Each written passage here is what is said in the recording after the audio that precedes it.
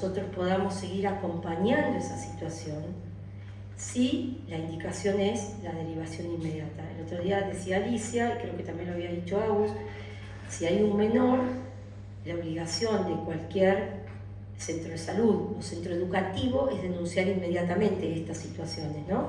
De acoso y de abuso sexual.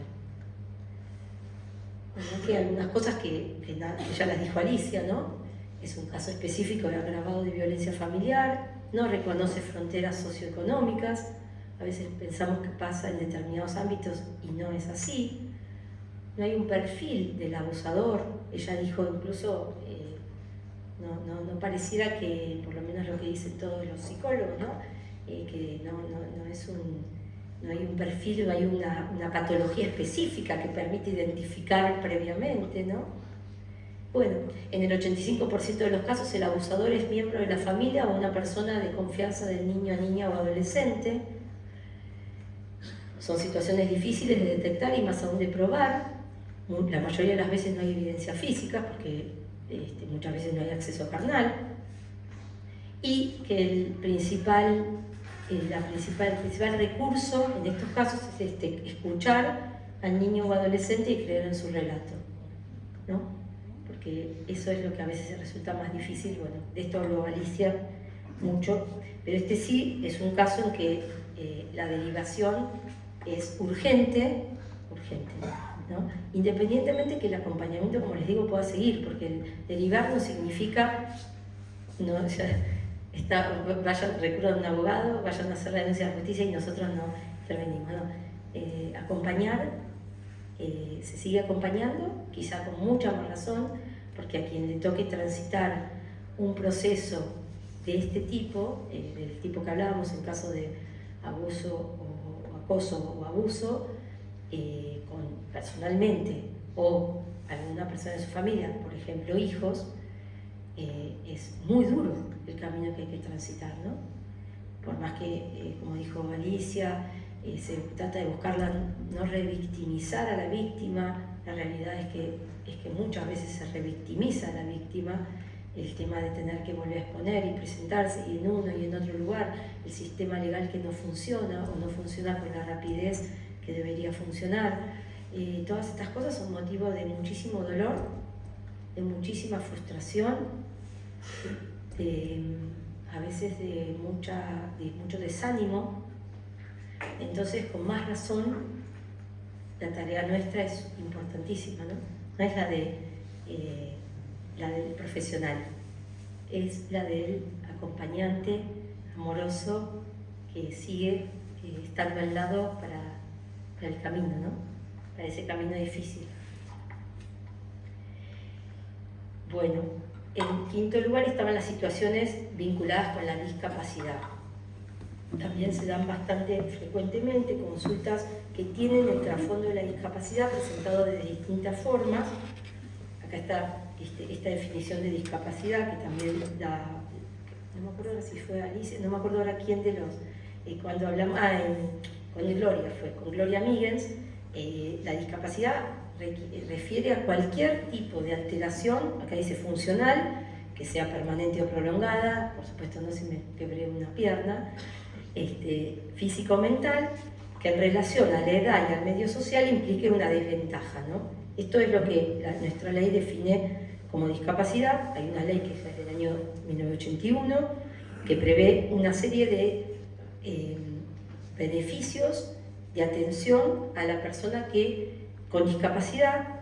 ¿Cómo se acredita la discapacidad? Esto me parece importante, es a través de este certificado único de discapacidad. ¿Se acuerdan que en el caso que Ricardo y María Laura, bueno, el caso que vimos en un video de acompañamiento, para ver cómo era el acompañamiento, el caso que presentaba el consultante era un caso de discapacidad, ¿no?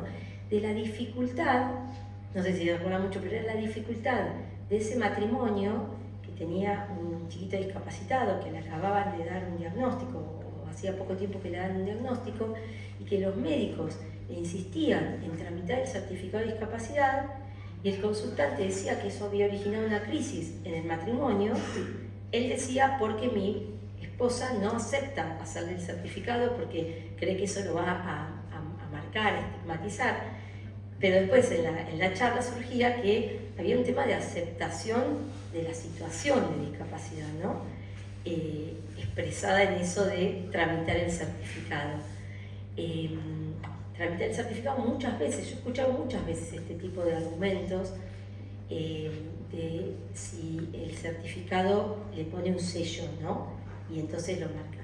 La realidad es que este certificado de discapacidad, primero habla únicamente de la cuestión de salud, ¿no? Es importante distinguir el certificado de discapacidad de la declaración de discapacidad a nivel jurídico, ¿no? O sea, tramitar un certificado de discapacidad, este que se llama CUD, porque es Certificado Único de Discapacidad, no tiene nada que ver con la capacidad legal de las personas. O sea, no hay ninguna intervención judicial en este certificado de discapacidad. Solamente intervención de médicos que son médicos diferentes según el área de discapacidad, ¿no? No es lo mismo una persona que tiene dificultades auditivas que un ciego o una persona que tiene dificultades motoras o mentales, ¿no? Son distintos tipos de discapacidad. Todas las personas que tienen una u otro tipo de discapacidad pueden obtener el certificado, por supuesto con distintas características. El certificado, además de establecer un diagnóstico, establece qué prestaciones requiere esa persona. Y eso es lo que es muy importante, porque el certificado de discapacidad siempre sirve para proteger a la persona, en el sentido de que da la posibilidad de exigir una serie de prestaciones, como hablábamos del caso de la abuela que contaba Alfredo, que quizá una persona que no tiene cobertura de obra social, o la tiene, porque si la tiene se le puede exigir a la obra social, si no la tiene se puede exigir por otro medio, ¿no? Y ahí sí, hasta jurídicamente, o sea, hasta judicialmente es posible exigir. Todos ustedes habrán escuchado hablar de los amparos de salud, los amparos prestacionales. Bueno, para poder tener éxito en un amparo de salud es fundamental tener el certificado de discapacidad. Entonces, es una herramienta muy útil que tenemos al alcance y que mucha gente no conoce. Entonces ahí es un caso en que la orientación para que a través del hospital del municipio se tramite el certificado, muchas veces a alguna persona o alguna familia puede ayudarla a organizar una situación difícil, ¿no? Y este es otro tipo de casos que situaciones vinculadas con salud mental y problemáticas por adicciones. Acá yo puse la consulta por lo que veo lo que venimos viendo estos años. Este tipo de consultas suelen aparecer vinculadas a la discapacidad, o sea, personas que tienen una discapacidad de tipo mental, ¿no? A veces adultos mayores, a veces hijos, muchos casos de hijos mayores de edad, adultos que quizás tuvieron una vida autónoma y que a lo mejor a los 30 o a los 30 y pico años, por algún tipo de crisis personal o laboral o por algún tema de adicciones, vuelven a la casa paterna y ahí se presenta un conflicto en esa vinculación familiar, porque nunca es fácil que un adulto vuelva a la casa familiar, y además porque muchas veces son adultos que tienen conflictos propios y acá se vinculan, ¿no? Entonces la consulta suele aparecer vinculada a discapacidad o a violencia familiar. Generalmente la gente consulta cuando la situación se desmadra, puse yo ahí, ¿no? Esto que les decía. Entonces nos ha pasado una señora que tiene a su hijo viviendo en su casa y porque se separó y era un hijo que en su momento trabajaba, pero después empezó a tomar mucho y como empezó a tomar mucho, cuando toma se pone violento, entonces no trabaja, vive de su jubilación o su pensión en su casa. Entonces, como es su hijo, le da lástima a la señora echarlo, pero a su vez a veces hasta le tiene miedo. Entonces, cuando la situación se descontrola, por eso digo se desmadra, es generalmente cuando la persona consulta consultoría y cuando surge el tema, ¿no? Aquí volví a poner la conveniencia de orientar para la tramitación del CUD, o sea, el certificado de discapacidad, porque muchas veces son situaciones que tienen un trasfondo de discapacidad aún adquirida y que entonces alguna solución se puede dar por ese lado. Y si existe riesgo, si existe una situación de riesgo para quien padece la patología o terceros, que a veces hay personas que con adicciones o con personas con algunas patologías de salud mental que no son riesgosas, no son agresivas, pero otras veces sí, cuando existe riesgo, orientar a la denuncia por violencia familiar, ¿no? Estos son muchos casos de medidas de violencia que se dan en ese ámbito. Si bien es difícil ahora, por esta otra cuestión, porque como les digo, muchos de estos casos están asociados a problemas de salud mental, y ahora hay una ley de salud mental que es bastante restrictiva, a lo mejor alguno de ustedes lo vivió, en temas de atención de la salud mental y sobre todo uy, esa silla me parece Eduardo que está, no sé, lo abiertas que están las patas, por si acaso cambiaría, para no terminar como un... No sos vos, es la silla. Vos viste que yo dije, esa silla tiene un problema. Les decía que la ley de salud mental es muy restrictiva, especialmente en lo que es la atención en internación. O sea, hoy en día es muy difícil internar a un enfermo mental. Muy difícil. Es tremendo, pero es muy difícil porque se pasó de un sistema de que el enfermo mental era internado y no salía nunca más y se cronificaba en un sanatorio, en un hospital de atención mental o en un manicomio, como decían, a un sistema en el cual las internaciones son tan restrictivas y dependen casi de la voluntad del enfermo que obviamente los médicos, psiquiatras están enloquecidos en las instituciones porque tienen que lidiar con... Además la ley garantiza que el enfermo pueda tener un abogado. Entonces, claro, el abogado del paciente que tiene la mente alterada, dice cosas alteradas, porque el paciente le da instrucciones que tienen que ver con su estado de salud mental. Entonces se dan a veces algunas situaciones que yo les podría contar que he vivido, que son literalmente de locos, como pasa, pero que no se puede creer. Uno está en un juzgado escuchando a un señor que dice que su clienta quiere salir de internación aunque atentó contra la vida de su hija discapacitada unos meses antes y quiere vivir con esa hija o cosas parecidas, ¿no?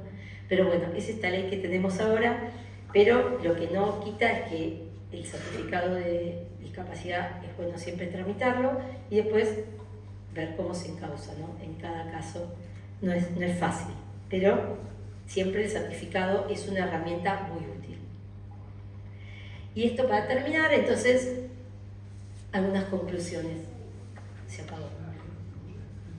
Bueno, algunas conclusiones que me parece que pueden ser como una síntesis de los aportes. ¿Esto? ¿Sí? Bueno. Ahí está. No sé por qué quedó más chiquito ahora, pero bueno.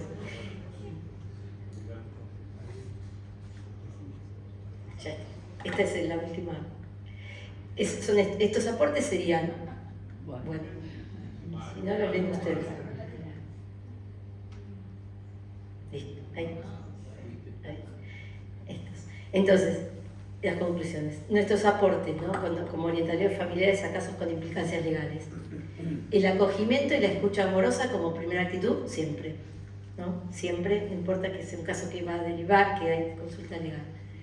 No derivar inmediatamente a intervención jurídica o judicial casos de crisis de pareja, conflictos parentales o de filiación. No apurarse en derivar, ¿no? Lo que decíamos antes.